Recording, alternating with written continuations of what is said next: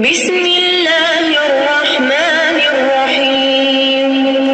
حدیث نبوی صلی اللہ علیہ وآلہ وسلم، بے شک قیامت کے دن درجہ اور مرتبہ کے لحاظ سے سب سے برا آدمی وہ ہوگا جس کے شر سے بچنے کے لیے لوگ اس سے کنارہ کشی کر لیں۔ نبی پاک صلی اللہ علیہ وآلہ وسلم کی نصیحت۔ رسول صلی اللہ علیہ وآلہ وسلم نے فرمایا، تم اپنے مسلمان بھائی سے جھگڑا مت کرو اور نہ اس سے ایسا مذاق کرو جو جھگڑے کا سبب بنے، اور نہ اس سے ایسا وعدہ کرو جس کو تم پورا نہ کر سکو۔ فرمان مصطفیٰ صلی اللہ علیہ وآلہ وسلم، حسن اخلاق گناہوں کو اس طرح پگھلا دیتا ہے جس طرح دھوپ برف کو پگھلا دیتی ہے۔